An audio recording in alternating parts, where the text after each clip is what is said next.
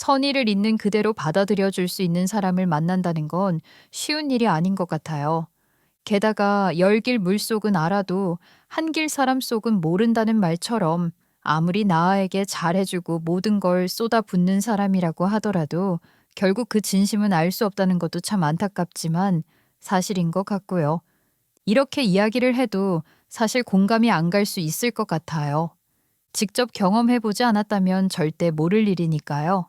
물론 저 역시 제가 당해보기 전까지는 아무것도 몰랐기도 하고요. 안녕하세요. 저는 현재 45살로 곧 50대를 앞두고 있는 대한민국의 여성이에요. 아직은 40대 여성이라고 칭하는 게 더 좋으니 40대 여성이라고 소개를 할게요. 제 어린 시절을 이야기해보자면 부족함도 없고 어려움이 없는 가정 환경에서 성장을 해왔다고 말할 수 있을 것 같아요. 저는 서울이 고향이고 서울에서 태어나 성실한 사업가인 아빠와 공무원인 어머니 밑에서 자랐어요. 원래 인생은 멀리서 보면 희극, 가까이서 보면 비극이라는 말처럼 저희 가족의 모습 역시 멀리서 보면 참 안정적이고 멋진 직업을 가진 부모님 밑에 사랑을 잔뜩 받으며 자란 행복한 아이라고 생각했겠지만 그렇다고 해서 저에게도 결핍이 없는 건 아니었어요. 또 사실 그 실상은 그렇지 않았고요. 부모님의 직업이 명확하고 좋다는 건 결국 직업에 대한 자부심과 고집이 있다는 말과도 같거든요. 그래서 저는 늘 부모님과 보내는 시간 자체가 부족했고, 그로 인해 부모님의 사랑이 필요한 나이에는 참 많이 힘들어했던 기억이 나요. 부모님은 정말 주말도 없이 바쁘신 분들이었기 때문에 늘 집은 텅텅 비어 있었고, 저녁 식탁에는 도우미 이모가 해주신 밥만 덩그러니 차려져 있었어요. 저는 늘 그 밥을 혼자서 먹어야 했고요. 아주 어린 시절부터 이런 외로운 생활을 하다 보니 그런 제가 안쓰러웠던 나머지 외할머니가 일부러 저를 찾아와 저와 시간을 보내주는 일들이 참 많았어요. 외할머니는 저에게 부모님과 같은, 아니 그보다 더 큰 존재였어요. 나 이번에 운동회 하는데 이번에도 부모 이모가 온다고 해서 짜증나 할머니. 나만 엄마 아빠 없는 애처럼 오지도 않잖아. 차라리 혼자 있는 게 나아. 부모 이모가 오는 게 싫어? 그럼 이 할머니가 갈까? 할머니라 싫으면 안 가고 우리 강아지 상처 안 받는 대로 해. 정말? 할머니가 와줄 수 있어? 나는 할머니가 오면 좋아. 할머니는 학교 행사가 열릴 때면 엄마 아빠 대신 부모가 참석을 하는 것이 누구보다 싫어하는 제 마음을 읽고 직접 나서서 참석을 해 주시기도 했어요. 그런 날이면 하루 종일 심통이 가득 나서 짜증을 부리는 내가 어떤 마음에서 그러는 건지 외할머니는 분명히 눈치를 채셨던 것 같아요. 그런 제 마음을 알게 된 이후에 외할머니는 학교 행사, 운동회, 발표회 등 꼭 부모님 참석이 필요한 날이면 시간을 내어 참석해 주셨고 늘 저를 보며 환하게 웃고 계셨어요. 그리고 행사가 끝이 나면 저는 외할머니의 손을 꼭 잡고 집으로 귀가를 하곤 했고요. 할머니는 저와 함께 시간을 보낼 때면 책을 읽어주시거나 재미있는 이야기를 해주시면서 저에게 늘 심어주려고 하는 것이 있었는데 그건 이후에 제 삶의 기준이 되었어요. 우리 유빈이는 착하고 예뻐서 다른 사람들의 마음도 잘 이해하고요. 또 양보도 잘하고요. 착한 어린이가 되지요. 할머니는 내가 그렇게 착하게 컸으면 좋겠어서 맨날 그렇게 이야기 바꿔서 하는 거지. 아니, 할머니가 하는 이야기에 다 들어가 있는 내용인데. 아닌데, 맨날 할머니 이야기 결말은 늘 똑같은데. 우리 유빈이가 할머니한테 받은 사랑으로 남에게 폐를 끼치지 않고 살았음 하고 또 모질게 살지 않았으면 좋겠으니 그런 이야기를 해주는 거지. 모질게 사는 게 뭔데? 음, 다른 사람에게 너무 냉정하게 구는 거 아직 유빈이는 몰라도 돼. 그런데 살다 보면 알아. 할머니가 무슨 말을 한 건지. 그때까지는 착하고 예쁘게 할머니 사랑 받으면서 컸으면 좋겠어. 어린 시절 외할머니가 해주신 삶의 조언은 이후에 나에게 피가 되고 살이 됐어요. 그렇게 제 삶의 기준이 되었기도 하고요. 저는 하루하루 성장을 해가면서 누군가에게 도움을 받는 사람보다는 도움을 주는 것을 더 좋아하는 사람이 되었어요. 외할머니의 바람대로 따뜻한 사람으로 큰 것이지요. 또 제가 일부러 그런 사람이 되고 싶어서 많은 노력을 하기도 했고요. 저는 누군가 안쓰러운 상황에 처해 있거나 혹은 불쌍한 사람이 있다면 그냥 지나치지 못했고 꼭 도움을 줘야 하는 그런 성격을 가진 어른이 되었어요. 이런 제 성향은 절대적으로 부모님을 닮은 것이 아니었어요. 왜냐면 특히 저희 아빠는 저와는 정말 정반대의 사람이었거든요. 아빠는 본인의 일을 열심히 하며 사느라 어린 시절 저를 돌보지 못했음에도 불구하고 사춘기가 온 저에게 개입을 하면서 간섭 아닌 간섭을 하기 시작했어요.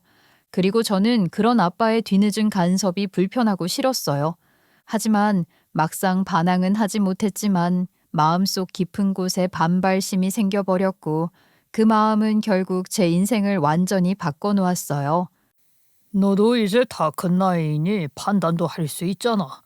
그러니 누굴 만나고 누구랑 친구가 되고 이런 것들 하나하나 다 조심해야 해. 사람 하나 잘못 만나면 인생 모두 망가질 수도 있는 거야. 알았니? 친구들은 그냥 친구들이에요. 어떤 조건을 보거나 저에게 이익이 될지 아닐지 판단하고 만나는 게 아니라고요. 그건 네가 몰라서 하는 소리야. 어차피 사람은 다 이기적이고 본인에게 유리한 것만 챙기게 되어 있어. 그리고 사람으로 인해 인생 망하는 건 정말 한순간이고. 도대체 지금 그런 이야기를 왜 하시는 거예요? 요즘 네가 붙어 다니는 그 남자애 아빠는 별로야. 학생이니 공부나 하면서 서로 발전 가능한 친구랑 지내도록 해. 저도 18살이에요. 이런 간섭까지 받아야 해요? 아직 어리니까 알려주는 거야. 사랑도 감정이 아니라 결국 판단으로 너에게 유리한 쪽으로 흘러가도록 해야 하는 거 잊지 마라. 나중에 아빠한테 고맙다고 할 거야. 아빠는 그 당시 제가 꽤 친하게 지내면서 좋은 감정을 나누던 남자친구의 존재를 어떻게 하셨는지 그 친구와의 관계 정리를 시키려 이야기를 하셨어요. 이건 거의 통보 수준에 가까웠죠. 저는 아빠의 그런 강압적 태도가 싫었어요. 하지만 아직은 어렸던 제가 어떻게 반항을 할 수 있는 방법은 없었고, 그렇게 아빠로 인해서 제 첫사랑은 정말 허무하게 끝이 나 버렸어요.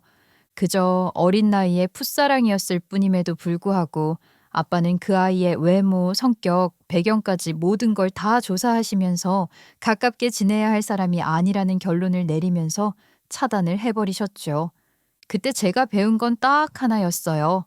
결국 제가 사랑하는 사람을 오래 보면서 지내려면 제 마음을 숨기고 아무리 좋아하는 마음이 있어도 드러내면 안 된다는 것이었어요.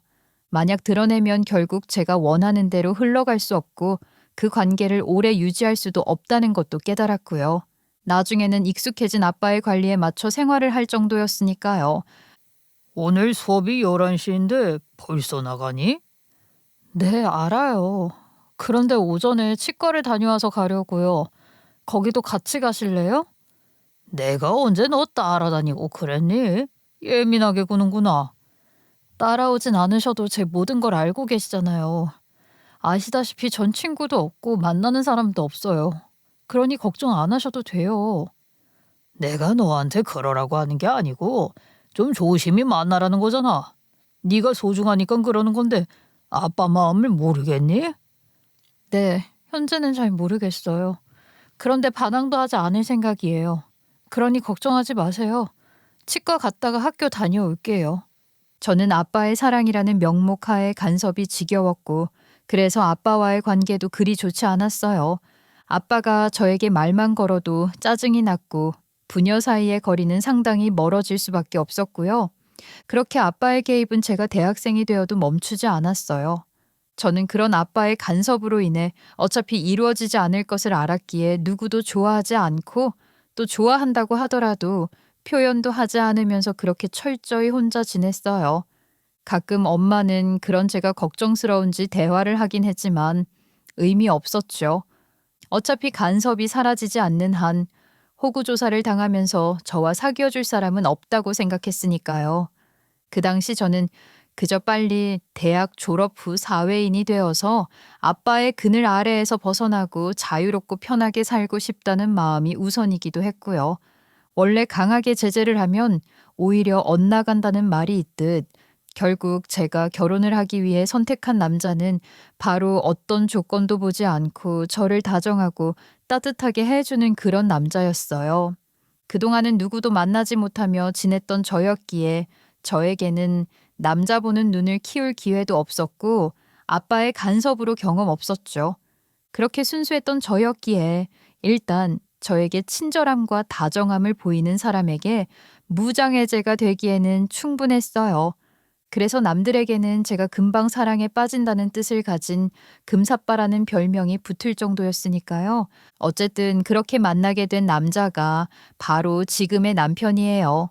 남편은 대학 졸업 후 직장 생활을 하게 되면서 생애 처음으로 만나게 된 남자였어요. 평범한 직장인이었던 사람이었는데 그 남자는 정말 내 입안의 혀처럼 제가 원하는 걸 완벽하게 알았고 저를 위해 움직이는 사람처럼 굴었거든요. 제 표정만 봐도 제가 뭘 하고 싶은지, 뭘 먹고 싶고, 어디를 가고 싶은지 아주 정확하게 파악하고 말하지 않아도 저를 배려해주는 사람이었어요. 처음 본 그런 배려에 저는 마음을 뺏겼고 살면서 그렇게 누군가에게 빠진 경험이 없을 정도로 빠져들었어요. 이 남자 아니면 결혼도 앞으로의 내 삶도 의미가 없다고 생각이 될 정도였으니까요.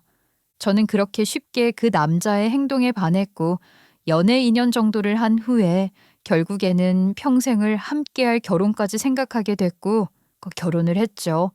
사실 예상은 하셨겠지만 남편과의 결혼 자체가 순조로웠던 건 아니었어요.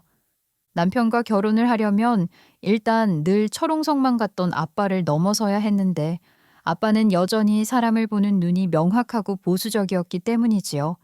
게다가 제가 결혼을 할 사람이라고 하면 평소보다 더 예민하고 보수적으로 판단을 할 것이 뻔했으니까요. 게다가 설상가상으로 처음 인사를 하러 소개한 남편은 그리 탐탁지 않은 사람이었거든요.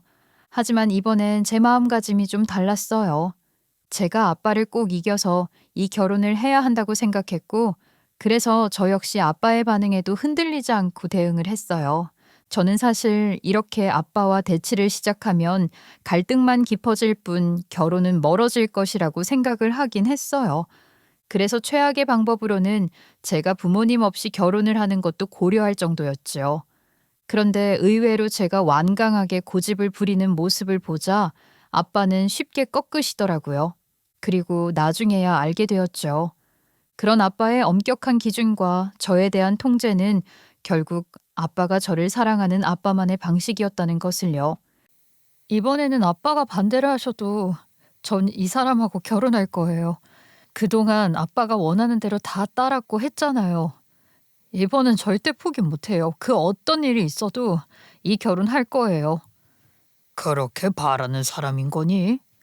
네, 제가 처음으로 제 모든 걸 바쳐서 사랑하고 함께하고 싶은 사람이에요. 그동안 내가 그렇게 한 건 넌 믿지 않겠지만 다 너를 위한 나만의 사랑 방법이었어.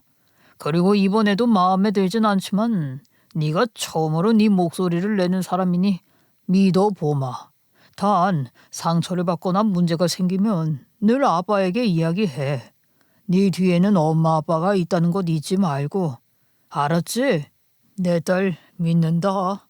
아빠와 감정적으로 다툴 것까지 염두를 해둔 채 강한 마음을 먹고 시작한 대화였는데 아빠의 이야기에 당황스럽기도 하고 진심을 처음으로 알게 된 마음을 듣고는 정말 말 그대로 펑펑 울었어요. 그동안 아빠의 진심은 무조건 저를 통제하고 괴롭히고 간섭하는 것뿐이라고 생각해왔던 제가 바보 같았다는 생각이 들 정도였으니까요. 하지만 결혼을 할 때 보인 아빠의 진심은 전혀 그런 마음이 아니라는 걸 알게 됐고요. 그렇게 허락을 받고 난 후에 남편을 저희 집으로 처음 인사를 드리기 위해 함께 집으로 방문했어요. 처음 인사를 드리러 간 날에도 남편은 참 다정하고 제 위주로 배려를 하는 조심스러운 사람이었죠. 아빠 역시 처음 인사를 드리러 온 날 남편의 모습을 보면서 단편적이지만 결혼을 하면 저를 지켜줄 만한 사람이라고 생각을 하신 것 같았어요. 그래, 오늘 하루만 보고 알 순 없지만 그래도 너를 위해 줄 사람으로는 보이더라. 직접 보고 이야기를 나눠보니까 아빠가 마음이 좀 더 놓이네. 그렇죠? 늘 나를 생각해주고 내 위주로만 움직이는 사람이에요. 그 따뜻함에 내가 반해서 결혼까지 하는 것이고, 그러니 믿어줘요. 잘 살아볼게요. 아빠가 그동안 너무 우리 딸을 못 믿었나? 잘 살 거라는 거 알아. 아빠는 너 믿어. 그렇게 남편과 저는 결혼을 했어요. 그리고 결혼을 하고 난 후 초반에도 변함없이 남편은 저를 생각해주고 배려해주는 그런 사람이었어요. 신혼 초에는 그저 그런 다정한 남편과 함께 지낸다는 것이 좋았고 행복했어요.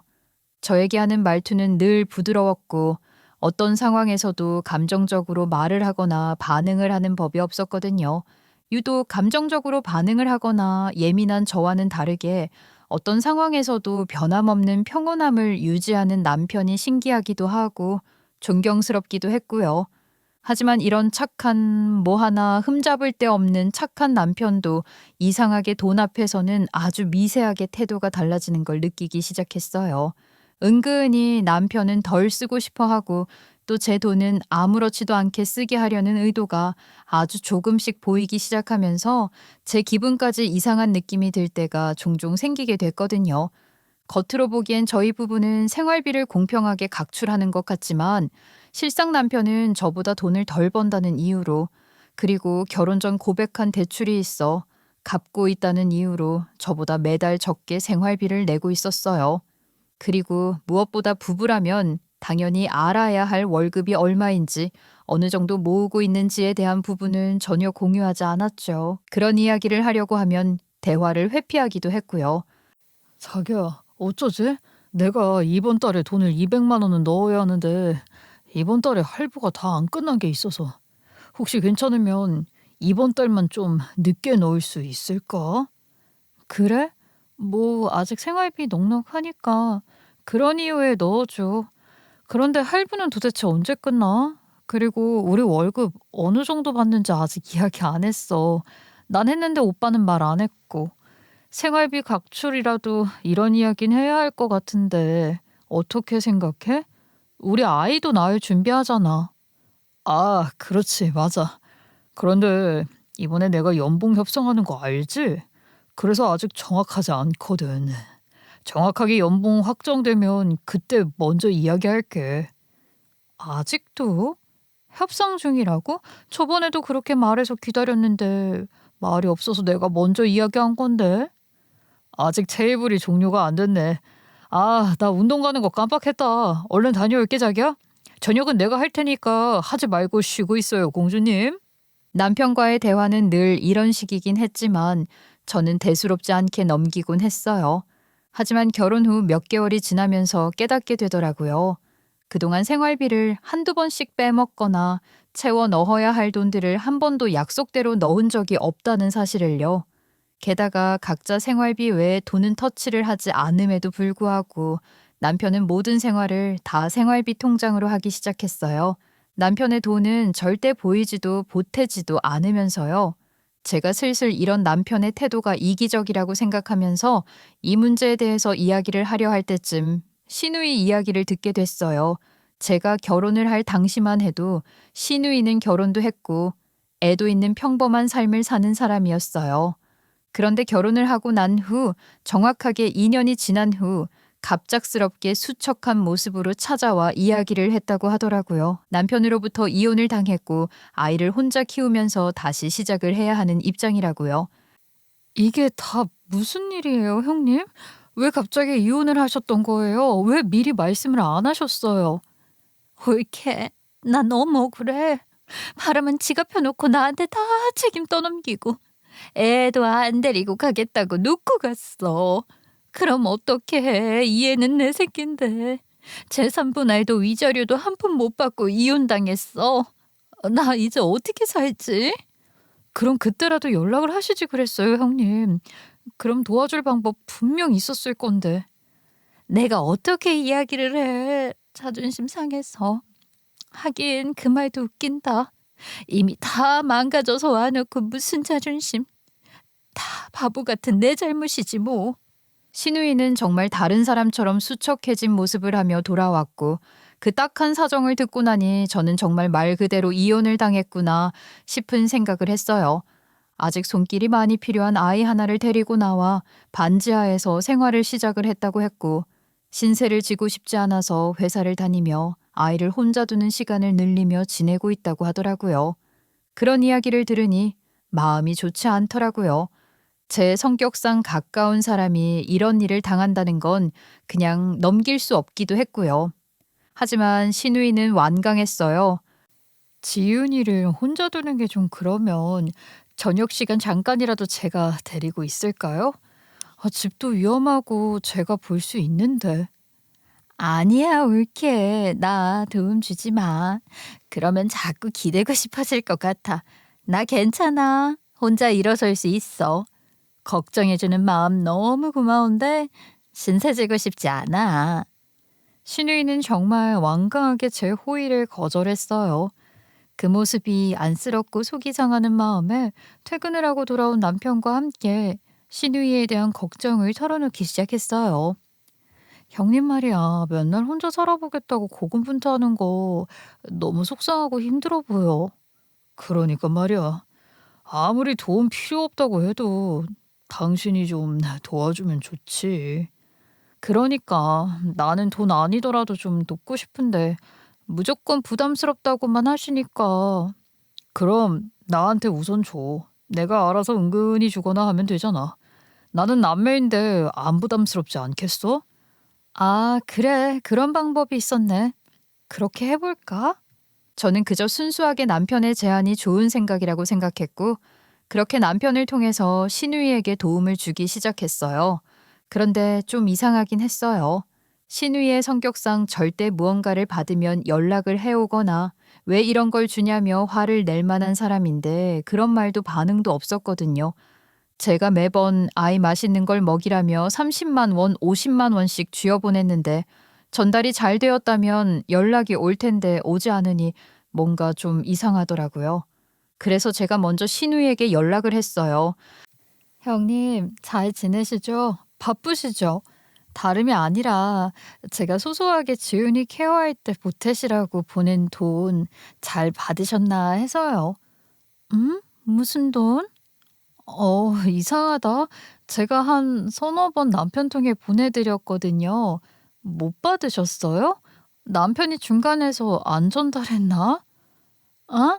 아, 그 돈 받았어. 잘 받았어. 아유, 내가 사는 게 빡빡하니까 깜빡 잊고 있었다. 그런데 이제 그런 거 보내지 마. 내가 정말 힘들 때 도움 청할 건데 그땐 오히려 말도 못하게 하거나 다름없잖아. 응? 앞으로 정말 그러지 마. 이번엔 진지하게 말하는 거야. 알았지?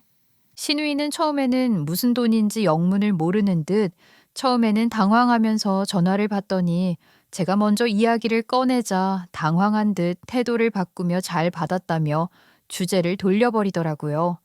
평소 신우이답지 않았던 반응에 좀 이상하긴 했지만 그래도 잘 전달이 되었다고 하니 안심을 하며 지나갔어요.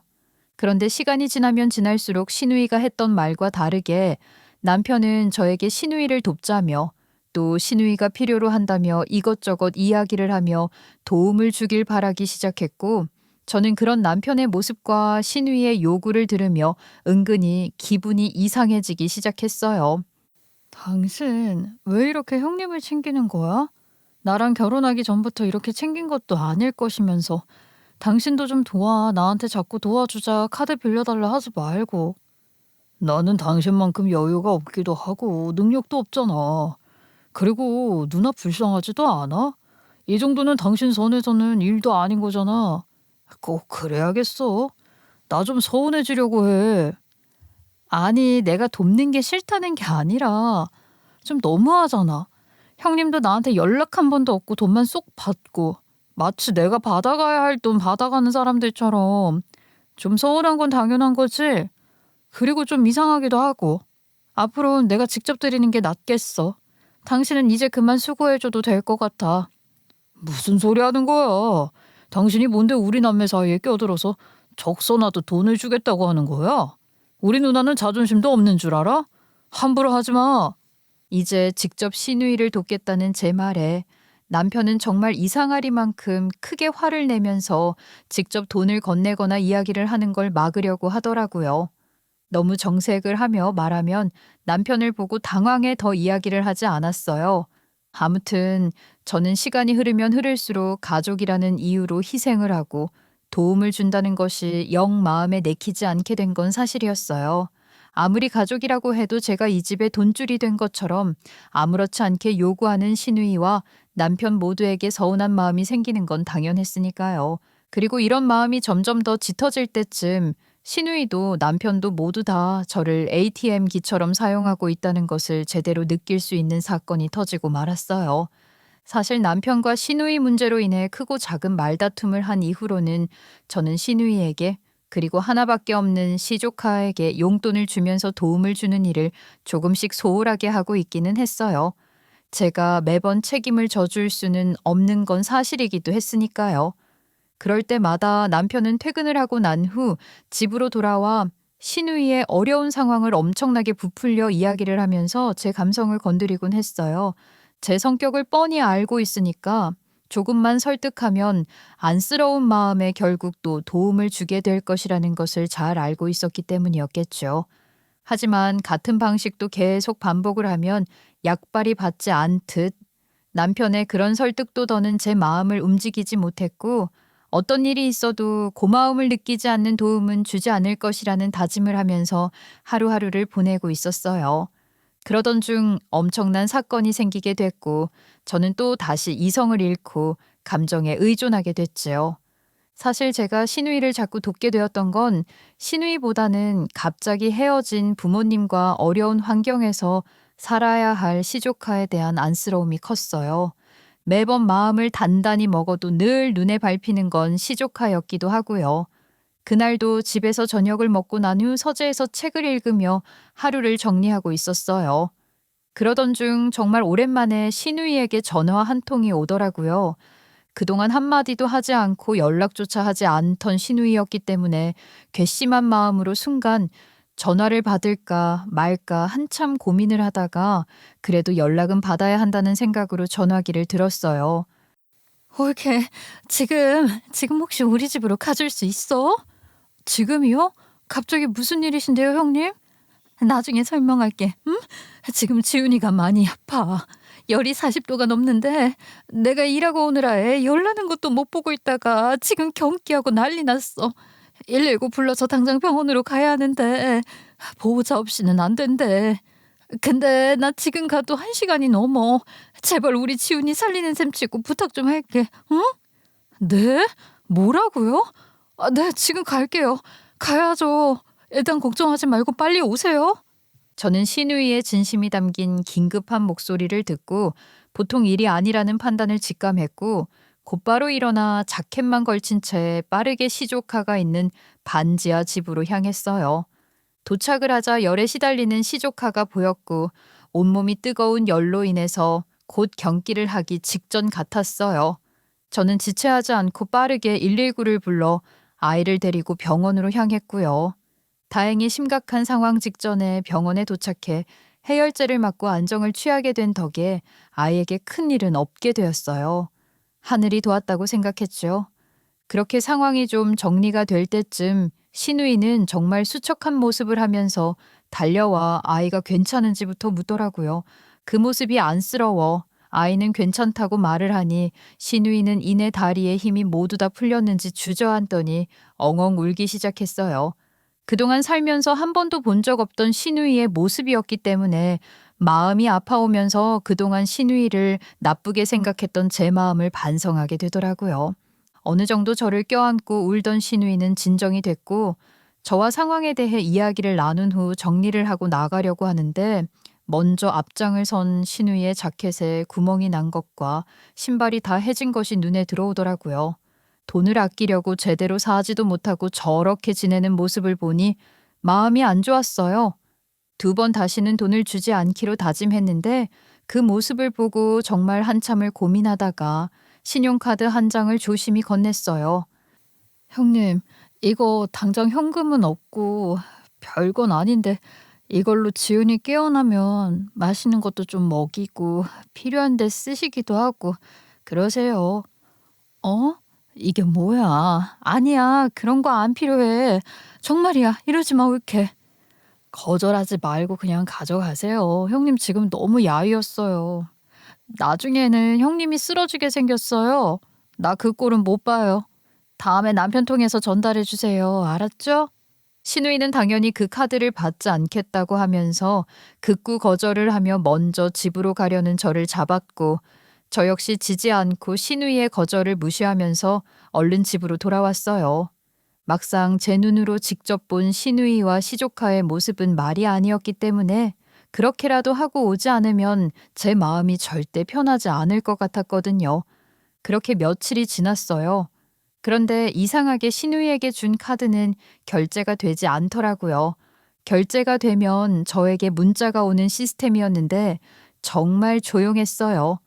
저는 속으로 끝내 돈을 쓰지 않으셨구나 싶은 생각이 들면서 속이 상하려고 하는 찰나 드디어 휴대전화가 울렸어요. 내역을 보니 백화점 결제였고 금액은 980만 원이었어요. 사실 1,000만 원에 가까운 금액이라고 할 수 있는 금액이었죠. 저는 눈을 의심했어요. 카드는 분명 신우이에게 밥값도 하고 좀 필요한 생필품을 사시라고 준 카드가 맞았는데 며칠이 지나도 단 100원도 사용하지 않더니 갑작스럽게 백화점에서 1,000만 원 가까이 되는 금액이 긁힌 거니 믿기 어려웠죠. 당황스러움에 저는 신우이에게 전화를 걸까 말까 고민을 했어요. 하지만 분명 확인을 해야 하는 부분이기에 결심을 하고 전화를 걸었죠. 아무리 호의로 준 카드라고 하더라도 이건 도가 확실히 넘었다고 생각했고, 그래서 이 부분에 대해 이야기는 해야 한다고 생각했거든요. 그런데 일을 하는 중인지 뭔지 신우이 전화는 꺼져 있더라고요. 답답한 마음에 남편에게 어떤 상황인지, 왜 이 금액이 긁힌 것인지 말을 해보려 남편에게 바로 전화를 걸었어요. 오빠, 내가 형님한테 카드 드린 거 다시 받았어, 혹시? 카드? 무슨 카드? 그런 이야기 전혀 못 들었는데? 그래? 내가 지훈이 아파서 쓰러진 날 카드 드리고 왔거든. 근데 이게 뭔지 백화점에서 지금 거의 1,000만 원 가까이 긁혔어. 이게 형님이 쓴 게 맞을까? 엥? 말도 안 돼. 누나가 그럴 사람이야? 그러니까. 근데 정말이야. 이게 정말이면 솔직히 좀 그래. 내가 소소한 금액은 생각했어도 이렇게 막 쓰실 거라고 생각은 못 했는데. 그래서 말인데 당신이 이야기 좀 하고 카드 받아올 수 있지? 평소 제 이야기를 다정하게 들어주고 늘 제 말을 존중했던 남편이었기 때문에 저는 편하게 이야기를 했어요. 그런데 돌아오는 답변은 제가 예상도 하지 못하게 차갑고 매몰찼어요. 내가? 내가 왜? 그리고 누나 일을 왜 나한테 전화해서 이래? 나한테 말하지 말고 그렇게 귀중한 1,000만 원이면 당신이 직접 가서 받아내 보던가. 돈 1,000만 원에 이러는 거 보니 기분 확 나쁘네. 내가 주라고 했어? 그러니까 왜 멍청하게 줘놓고 이제야 난리야. 돈 좀 있어서 통 큰 줄 알았더니 이건 뭐 아무것도 아니네. 남편의 조롱 섞인 그리고 짜증 섞인 수학이 넘어 이야기를 듣자 뭔가 모든 감정이 다 식는 느낌이 들었어요. 이 사람이 내가 알던 남편이 맞나 싶은 생각이 들 정도로 생소하더라고요. 뭐야, 갑자기 왜 그렇게 말을 해? 내가 뭐라고 한 거 아니잖아. 그리고 1,000만 원은 나한테도 큰 돈이야. 그러니까 그렇게 소중한 돈 왜 나한테 찾아오라 말아 시키냐고. 그동안 돈 좀 있다고 유세를 떠는 거 그냥 버티고 참아줬더니 이젠 나도 우리 누나도 웃음냐? 진짜 짜증나서 더는 못 들어주겠네. 야, 네가 알아서 해결해. 엄한 사람 일하는데 스트레스받게 연락하지 말고. 끊는다. 저는 이게 현실인가 싶을 정도로 당황스러웠어요. 심지어 전화를 먼저 끊어버린 남편과의 통화를 들고 한참을 멍하니 생각했네요. 그리고 곧 깨달았죠. 아, 그동안 남편이 저에게 잘해준 이유는 제 돈 때문이었고 방금 한 이야기는 그동안 참아왔던 본인의 본심이라는 것을요. 그런데 굳이 그 1,000만 원으로 이렇게 예민하게 굴 일인가 싶은 생각이 들었어요. 그 생각이 들자마자 자꾸만 쎄한 기분이 들었고요. 결국 제가 직접 확인을 해야 할 것 같다는 생각까지 이르렀고요. 저는 다시 남편에게 전화했죠. 통화 매너가 왜 이래? 오빠 뜻 알았어. 그런데 말이 좀 심하네.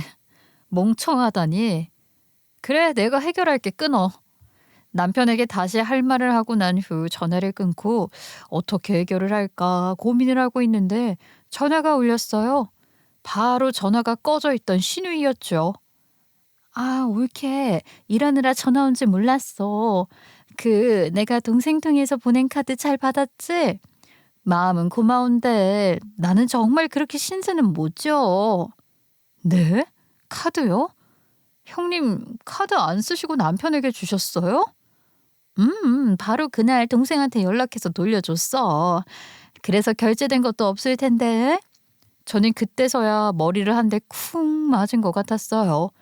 그러니까 상황을 정리해보면 결국 돈 1,000만 원을 결제한 사람은 신우이가 아니라 제 남편이었던 거였어요. 저는 순간 치밀어 오르는 화를 억지로 참으며 이야기를 이어나갔어요. 그렇구나. 그럼 형님 혹시 그동안 제가 소소하게 드렸던 돈도 혹시? 아, 그건 동생이 말하지 말라고 해서 숨겨줬는데 사실 다 한 번도 받은 적 없어.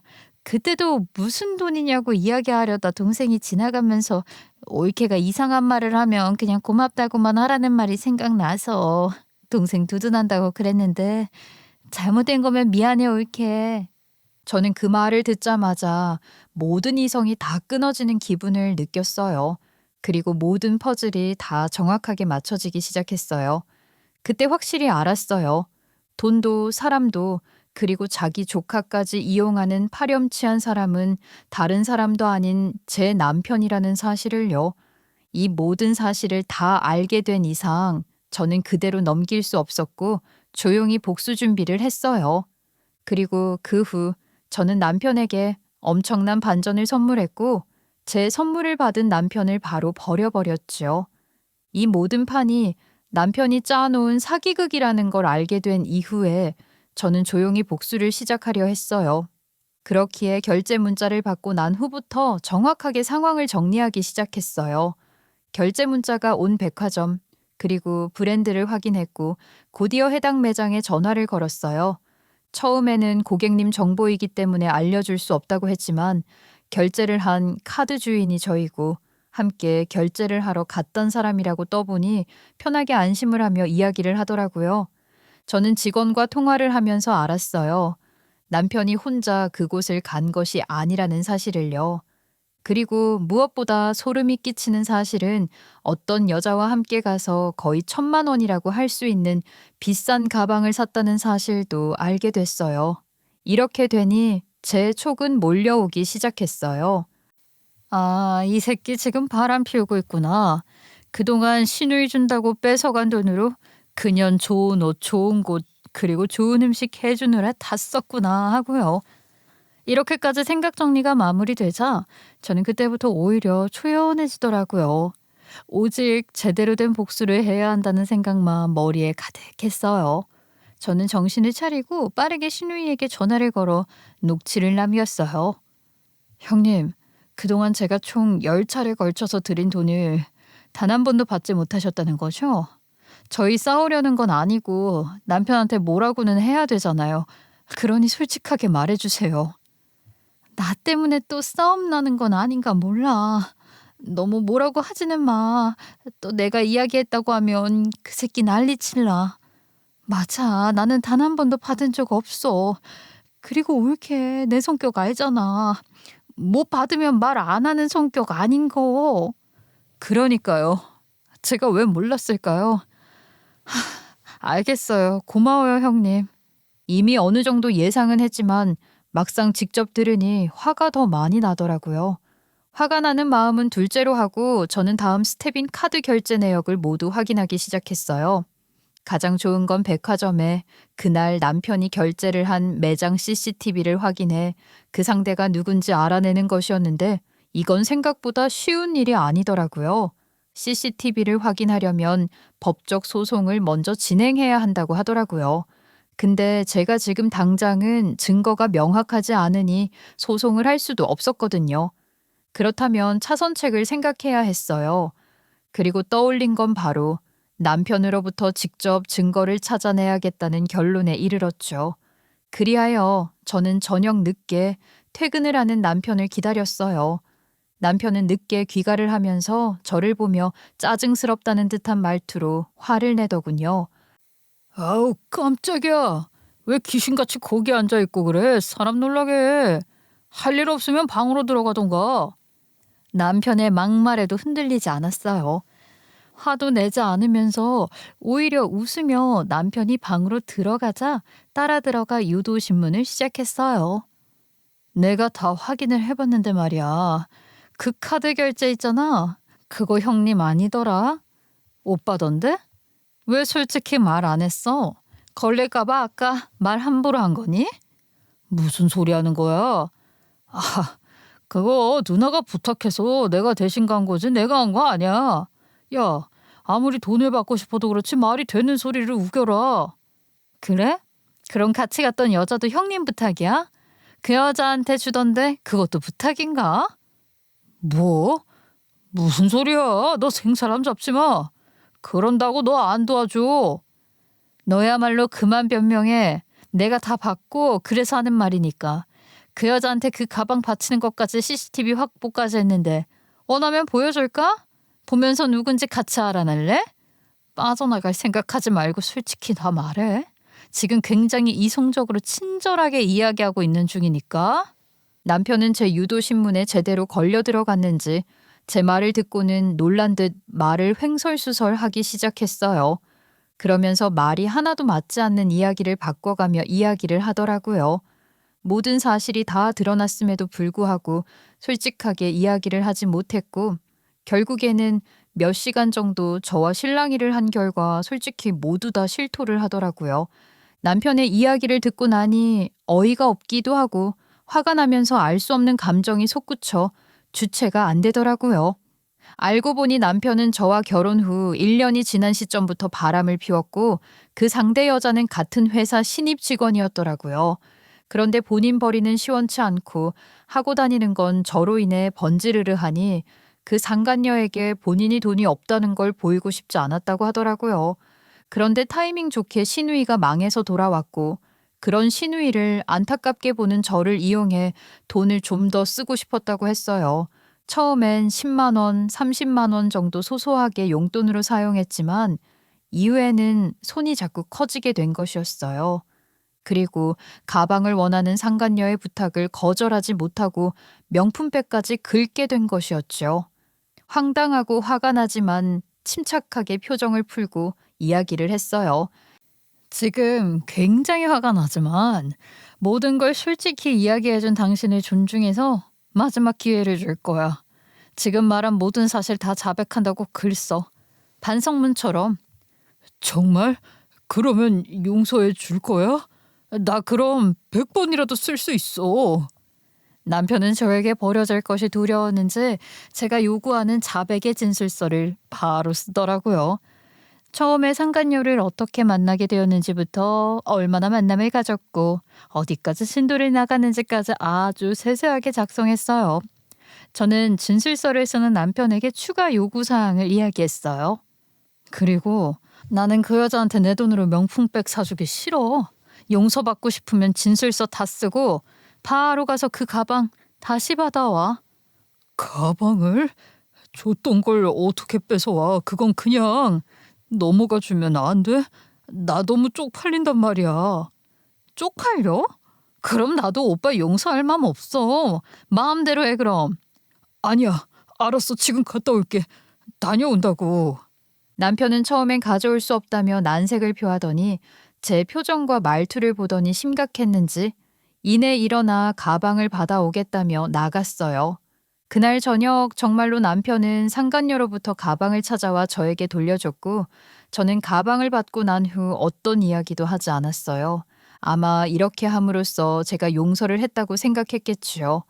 하지만 제 복수는 이제부터 시작이었어요. 남편을 안심시킨 후 저는 남편이 저에게 직접 써준 자백 진술서, 가방 증거, 그리고 영수증까지 모두 다 챙겨 변호사 사무실로 향했어요. 그동안 상대가 누군지 몰랐어서 소송도 하지 못했지만 이제는 사정이 달라졌으니까요. 뭐 남편도 제가 상간소송을 할 것이라는 건 알고 있었어요. 무슨 수를 써서라도 제 편에서 도움을 주겠다고 약속도 받아냈고요. 그렇게 소장은 상간녀에게 갔고 남편은 그 후 제 편에 서서 상간녀가 막대한 위자료 판결을 받도록 저를 도왔어요. 상간녀는 억울하다며 호소했지만 결국 위자료 책임을 지게 됐고 그렇게 제 1차 복수는 마무리됐어요. 남편은 상간녀 소송을 끝으로 모든 것들이 다 마무리됐다고 생각을 했겠지만 아니었어요. 평화롭게 지내던 어느 날 남편에게 법원 등기가 하나 왔고 그 등기를 받아 확인한 남편은 이성을 잃고 저에게 와서 이야기하더라고요. 맞아요. 제가 남편에게 이혼 소장을 보냈거든요. 사실 이혼 소송과 상간 소송을 동시에 하면 훨씬 더 높은 위자료를 받을 수 있다는 변호사 답변을 들었음에도 불구하고 남편에게 희망과 안정감을 주고 싶었던 마음에 꾹 참고 있다가 가장 안심을 하던 순간에 회심의 소장을 보낸 것이었어요. 남편은 소장을 받자마자 저에게 달려와 이야기했지요. 이게 다 뭐야? 용서를 해준 게 아니었어? 이렇게 뒤통수를 칠 일이야? 내가 미쳤어? 나를 배신하고 내 돈으로 그 여자한테 가서 생색내고 선물 사고 할 거 다 한 남자를 용서하고 데리고 살게? 거기다 데리고 살 만큼 능력도 좋지 않잖아. 그렇다고 뭐 타정하게 나한테 잘하는 것도 아니고. 이제 메리트 없어졌어. 꺼져. 남편은 제 말을 듣고 황당한 듯 어떤 말도 하지 못하고 어안이 벙벙한 표정을 하더라고요. 그러더니 사태 파악이 된 것인지 갑자기 얼굴을 싹 변하더니 아주 난폭한 얼굴로 저에게 마지막 발악을 하더군요. 그럼 그동안 너는 나 이용해 먹은 거네. 그런 사기는 뭐 아무 문제도 안 될 것 같아? 너 지금 실수하는 거야. 이렇게 사람 속이는 것도 일종의 사기야. 범죄라고. 내가 가만 안 둬. 두고 봐. 그래? 마음대로 해. 알다시피 내가 너보다 능력도 그리고 배경도 좋아서 그게 될까 모르겠다. 과연 우리 집에서 널 그냥 둘까 싶긴 해. 아직 말은 안 했거든. 근데 너가 이렇게 나오면 나도 부모님께 알리는 수밖에 없어. 책임질 수 있겠어, 그럼? 제 마지막 말을 듣고는 남편은 잠시 멈칫했어요. 역시 돈, 권력, 배경에는 꿈뻑하는 사람이라 그런지 이런 식으로 대화를 하니 말이 좀 통하는 느낌이 들더라고요. 이해를 한 것 같네. 그러니까 마저 이야기할게. 짐 싸놨어. 이 집에서 나가서 소송 준비했으면 좋겠어. 안 나가면 내일 짐 다 뺄 거니까 그냥 빼는 게 좋을 거야. 여기가 내 집이기도 한데 어딜 나가라는 거야. 그렇게는 못해. 그래? 그럼 이후의 일은 나도 책임 못 져. 알지? 남편은 안 나가려고 버티면서 발악을 했지만 사실 의미는 없었죠. 여긴 제 집이고 저는 이미 이혼 소장을 보냈고 더는 걷어줄 마음도 없었으니까요. 그렇게 남편은 시누이처럼 이혼을 당하듯 쫓겨났고 저를 배신한 대가를 철저하게 배우게 되었어요. 이혼 소송은 생각보다 들었고 사실 아직도 완벽하게 판결로 마무리가 된 건 아니에요. 저희 둘 사이에는 아직 아이도 없었기 때문에 이혼 자체는 어렵지 않았지만 그놈의 돈, 재산 분할, 위자료 문제에 전 남편이 목숨을 거는 바람에 생각보다 길어지고 구질구질하게 해결되고 있는 상황이긴 했지요. 이미 예상은 했던 부분이기 때문에 제대로 밟아주면서 원하는 결과를 얻어내기로 하고 즐겁게 소송에 임하고 있고요. 그 후 저는 시누이를 따로 만나 이야기를 나눴어요. 시누이는 마치 본인 때문에 저희 부부가 이혼을 한 것 같아 마음이 무거웠는지 어찌할 바를 모르더라고요. 같은 뱃속에서 나왔는데 시누이는 이렇게 인간적이고 착하고 전 남편은 왜 저렇게 됐을까 싶은 생각이 들면서 만감이 교차하기도 했어요. 혹시나 해서 하는 말인데 너무 미안해하지 말아요. 형님 아니었어도 헤어질 운명이었어요. 부부 일은 부부만 아는 것이잖아요. 아니 그래도 내가 내가 불쌍한 인생이 돼서 그렇게 만든 것 같아 미안하네. 아유, 형님, 아니라니까요. 오히려 형님 덕분에 제가 제대로 전 남편을 볼 수 있었죠.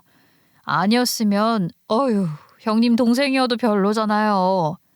그건 그래. 어떻게 지 누나가 바람난 남편한테 버림받은 걸 알면서도 저런 건지 알 수가 없다. 신우이는 전 남편과 다르게 솔직한 사람이었고 본인 동생의 잘못도 쿨하게 인정하면서 대신 사과까지 해주더라고요. 앞으로 볼 일은 딱히 없긴 하겠지만 그래도 감정이 상하지 않고 미워하는 기억으로 남기지 않고 잘 정리를 할 수 있어 다행이라고 생각했어요. 저는 이혼 후 부모님에게 이야기를 해야 하는 것이 가장 걱정이었어요. 정말 입이 안 떨어질 것 같았거든요. 분명 반대를 했던 결혼이었고 아빠의 성격을 잘 아니 쉽지 않더라고요. 그래도 해야 하는 이야기였기 때문에 이야기를 하러 간 날 문 앞에서 한참을 고민하고 있었어요. 그때 퇴근을 하던 아빠와 우연히 마주쳤고 아빠는 제 이야기를 모두 들은 후 처음으로 크게 제 편을 들어주시면서 이야기하시더라고요. 우리 유빈이 잘했다. 너 보면서 본 것 중에 이번이 제일 잘했네. 파티라도 열어야겠다. 들어가자. 처음 보는 아빠의 모습에 저는 당황스러움이 앞서기도 했지만 저도 모르게 그 이야기를 들으니 모두 다 위로가 되는 느낌이 들면서 눈물이 나더라고요.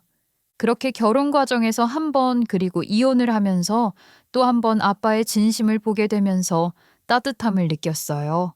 그리고 그날은 아빠의 품에 안겨서 펑펑 울었고요. 결국 저를 가장 아끼고 사랑해주는 건 다른 사람도 아닌 가족이라는 걸 또 한 번 느끼는 계기가 되기도 했어요. 지금의 저는 홀로 서고 다시 혼자 살기 위한 준비를 조금씩 하고 있어요. 이혼 후 삶이 마음이 완벽하게 아무렇지 않다고 하면 거짓말이니까요. 이런 일을 겪었지만 그래도 저는 앞으로도 계산하지 않고 제 도움이 필요한 사람들을 위해 열심히 도우며 행복하게 살 거예요. 하지만 선은 명확하게 그으면서요. 이게 제가 이번 일을 통해 얻은 교훈이자 새롭게 만든 제 삶의 가치관이에요.